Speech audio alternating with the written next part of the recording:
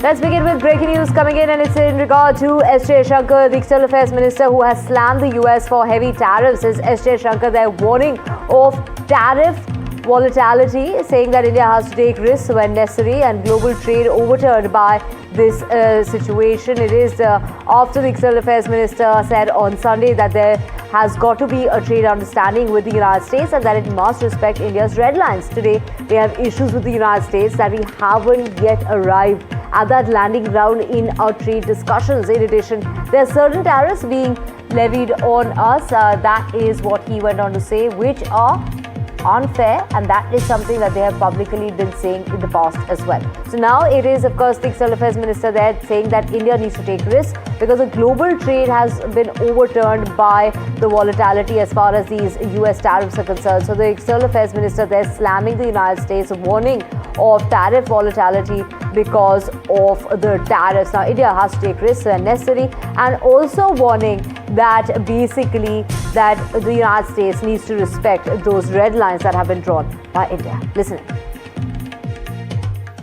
When I look back at my research on the evolution of a global order in the aftermath of a world war, it seems almost glacial in comparison to the mega changes that we are witnessing today.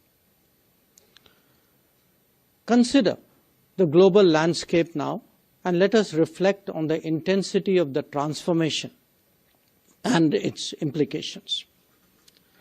A third of global manufacturing has moved to a single geography, with attendant consequences for supply chains.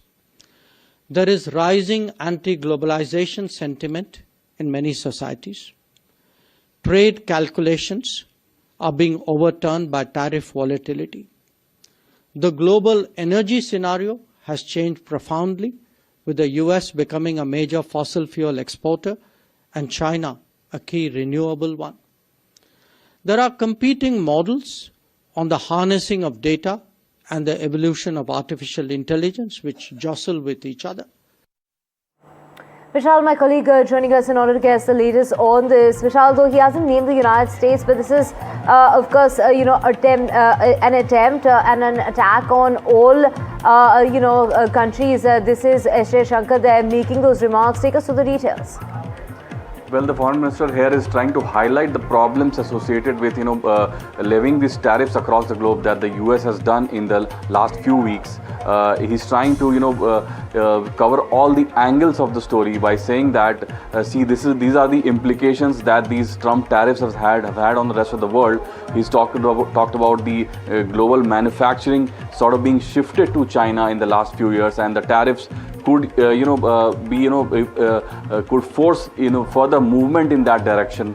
So he's tried to highlight several problems, and many experts have also said the same in the recent past. They have highlighted that though Trump tariffs are aimed at solving a lot of problems associated with the US economy, they in turn could harm the US economy. The global supply chain could be damaged, and that in turn could could put a big pressure on the global GDP.